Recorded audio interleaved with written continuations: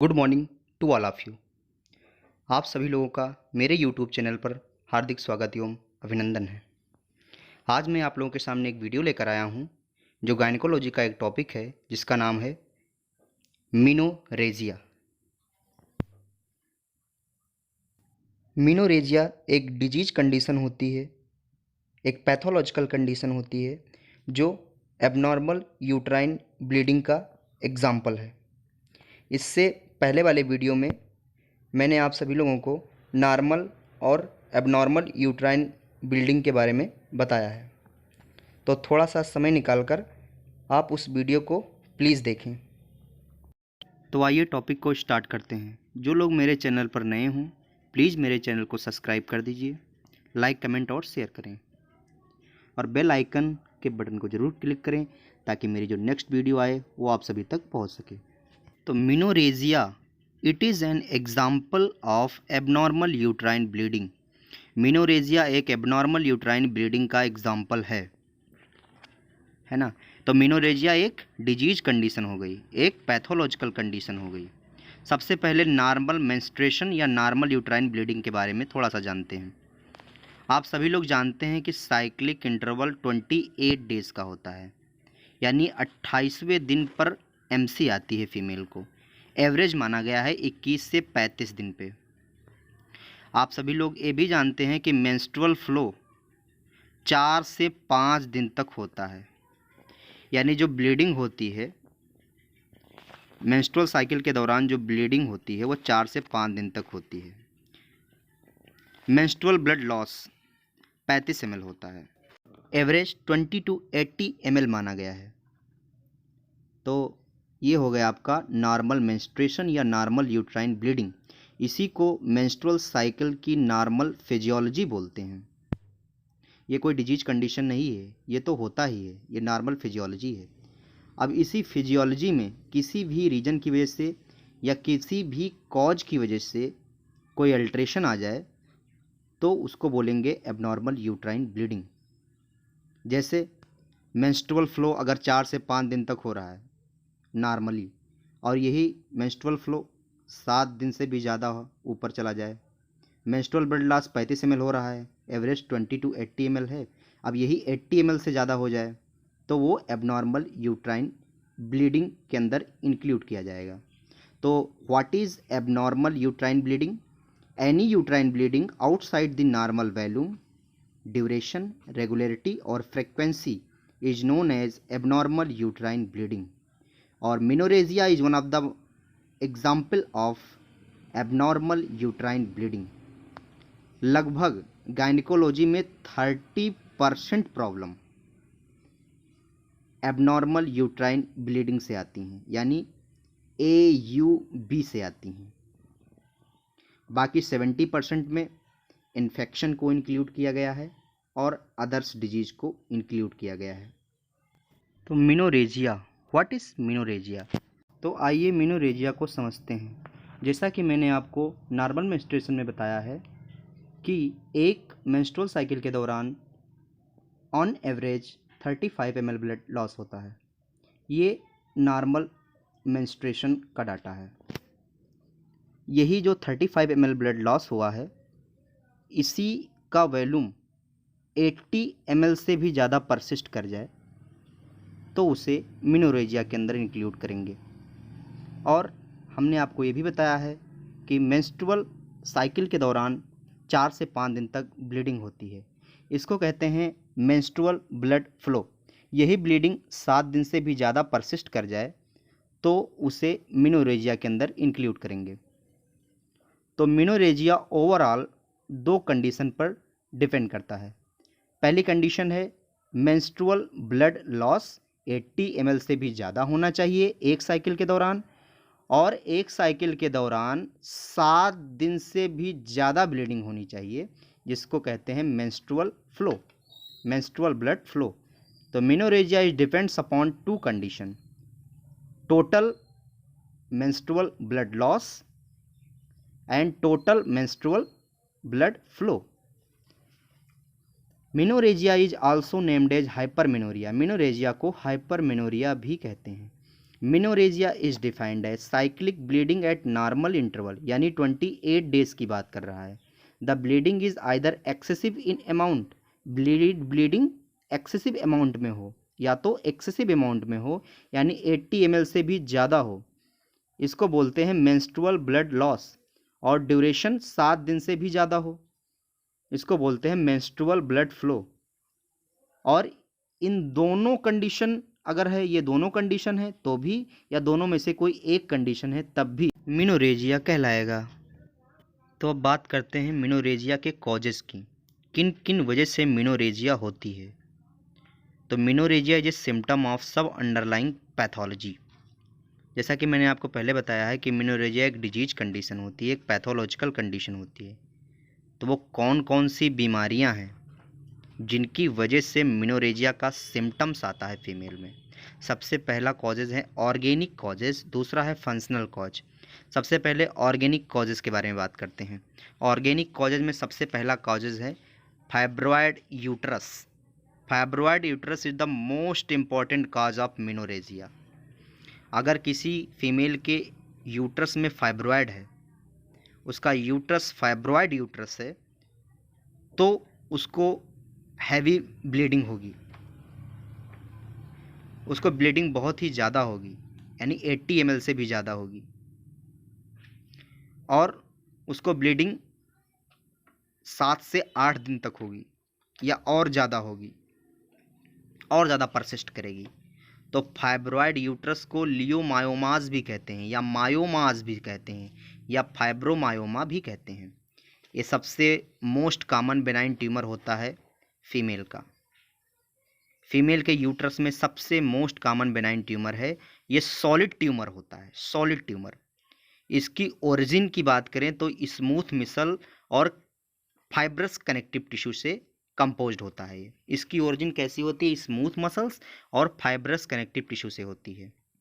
Fibroid uterus ज़्यादातर नलीपैरस female के अंदर ज़्यादा होने के चांसेस होती हैं, और जिनकी एज 35 से 45 साल से भी ज़्यादा होती है, उनको ही फाइब्रॉयड यूट्रस होने के चांसेस ज़्यादा होते हैं।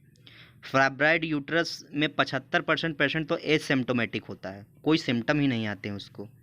ज़्यादातर अगर इसके कॉज की बात करें फाइब्रॉयड यूट्रस की, तो क्रोमोसोमल एबनॉर्मेलिटी, ज़्यादातर ये क्रोमोसोमल एबनॉर्मेलिटी की वजह से होता है।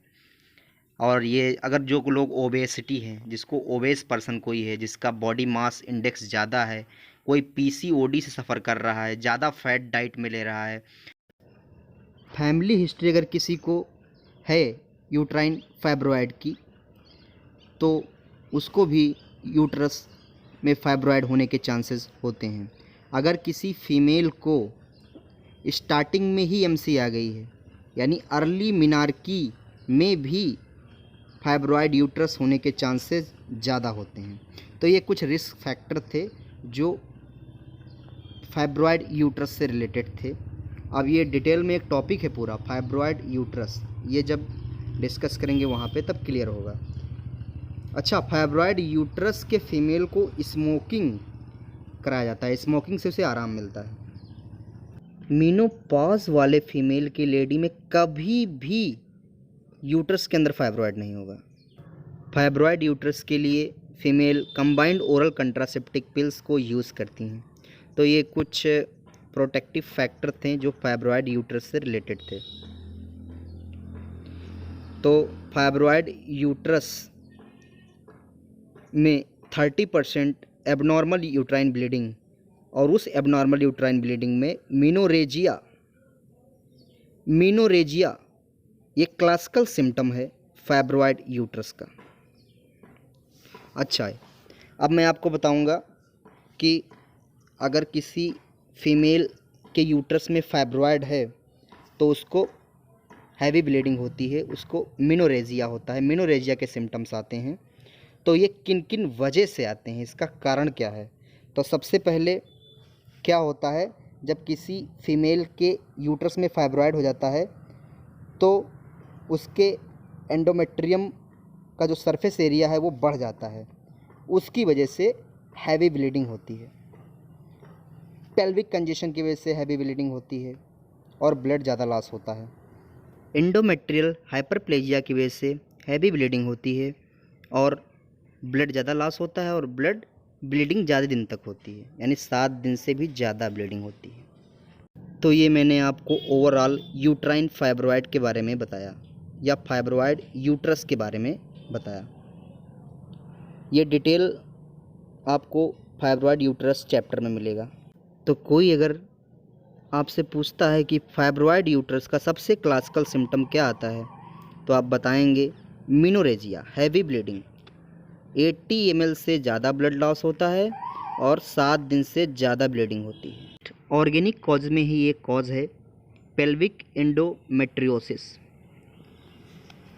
तो मैं आपको ये बताऊंगा कि यूट्रस, आप सभी लोग जानते हैं कि यूट्रस की 3 लेयर होती है। पहली लेयर का नाम है, जो आउटर लेयर होती है, पेरीमेट्रियम, मिडिल लेयर का नाम है मायोमेट्रियम और इनर लेयर का नाम होता है endometrium. Endometrium is the inner most layer of uterus. Uterus की सबसे नज़दीक वाली लेयर का नाम क्या है? यूट्रस में सबसे नज़दीक लेयर कौन सी होती है? एंडोमेट्रियम। बीच वाली लेयर का नाम है मायोमेट्रियम और आउटर लेयर का नाम है पेरीमेट्रियम, है ना। ये है यूट्रस की लेयर। और यूट्राइन कैविटी के अंदर बेबी का ग्रोथ होता है, यानी बेबी का एम्ब्रियोनिक डेवलपमेंट कहाँ होता है? यूट्राइन कैविटी के अंदर। एंडोमेट्रियम की दीवार पर जाके बच्चा अटैच होता है और अटैच होकर के ग्रो करता है, एम्ब्रियोनिक डेवलपमेंट करता है 9 महीने तक। ये आप सभी लोग जानते हैं। तो पेल्विक एंडोमेट्रियोसिस क्या है? एक ऐसी डिजीज कंडीशन है, पेल्विक एंडोमेट्रियोसिस एक डिजीज कंडीशन होती है जिसमें क्या होता है कि जो एंडोमेट्रियम होता है, आप जानते हैं कि एंडोमेट्रियम कहाँ होता है?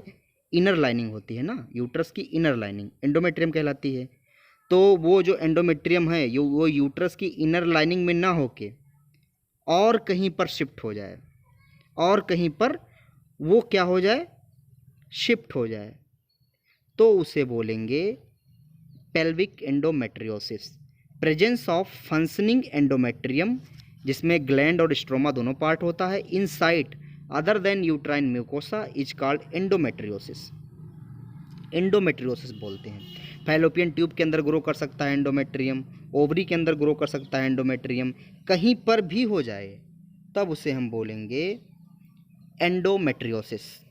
सिग्मोइड कॉलम में, अपेंडिक्स में, पेल्विक लिम्फ नोड में, पाउच ऑफ डलगस में, पेल्विक पेरिटोनियम में, कहीं पर भी वो डेवलप कर जाए तब उसे बोलेंगे एंडोमेट्रियोसिस,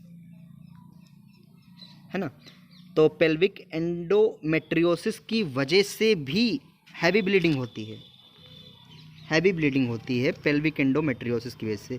तो उसमें भी साइन है, एबनॉर्मल यूट्राइन ब्लीडिंग के साइन आते हैं, यानी मीनोरेजिया, 10 से 15% मीनोरेजिया के साइन आते हैं। नेक्स्ट है एडेनोमायोसिस। ये भी एक डिजीज कंडीशन होती है। इसमें क्या होता है? इसमें भी एंडोमेट्रियम का ग्लैंडुलर और स्ट्रोमल कंपोनेंट दोनों जाकर मायोमेट्रियम में डायरेक्टली ग्रोथ हो जाए, मायोमेट्रियम की दीवार से डायरेक्टली ग्रोथ कर जाए, तब उसे बोलेंगे एडेनोमायोसिस। मैंने पहले आपको बताया है कि endometrium is the inner most layer of uterus. तो जो इनर मोस्ट लेयर है एंडोमेट्रियम, ये डायरेक्टली इसका ग्रोथ मायोमेट्रियम में हो जाए विद स्ट्रोमल और ग्लैंडुलर कंपोनेंट दोनों के साथ, तब उसे बोलते हैं एडेनोमायोसिस।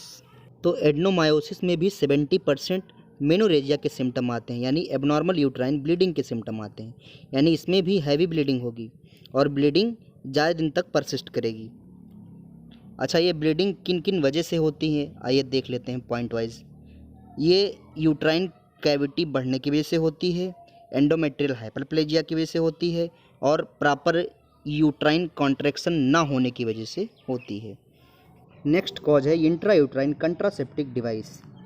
ये एक टेम्परेरी मेथड होता है।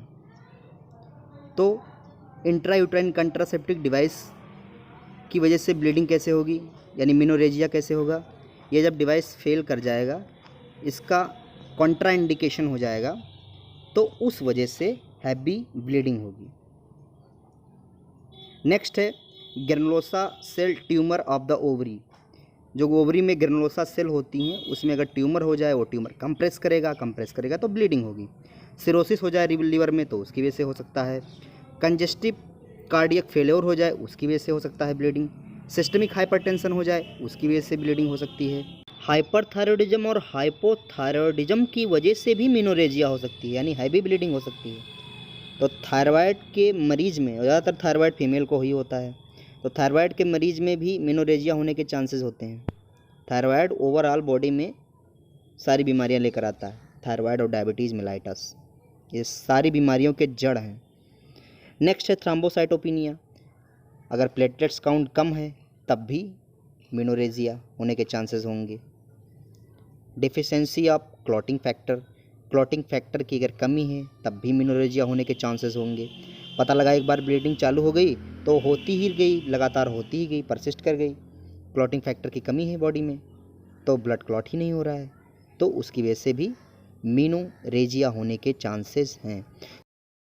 नेक्स्ट कॉज है फंक्शनल कॉज। सबसे पहला कॉज था ऑर्गेनिक कॉज, दूसरा कॉज है फंक्शनल कॉजेज। फंक्शनल कॉज में कुछ ज़्यादा नहीं है, सिर्फ इतना है कि due to disturbed hypothalamo pituitary ovarian endometrial axis, ये हार्मोन के डिस्टर्ब की वजह से ब्लीडिंग होती है। अब बात करते हैं इसके डायग्नोसिस की। अगर कोई फीमेल आपके क्लिनिक या हॉस्पिटल में आती है तो उसका डायग्नोसिस कैसे बनाएंगे? तो डायग्नोसिस में कुछ ज़्यादा खास नहीं है, गिने चुने 5 पॉइंट है।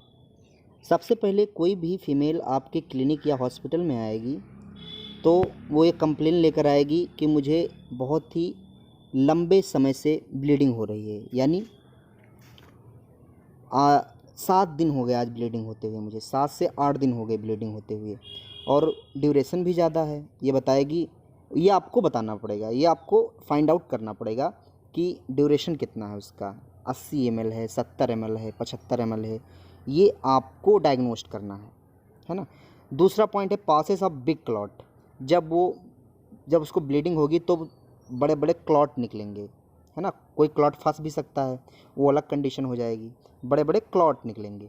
Use of increase number of thick sanitary pad, ये पेशेंट खुद बताएगी कि मैं ज़्यादा अमाउंट में सैनिटरी पैड का यूज़ करती हूँ, मोटे मोटे जो सैनिटरी पैड आते हैं उसको ज़्यादा मैं यूज करती हूँ।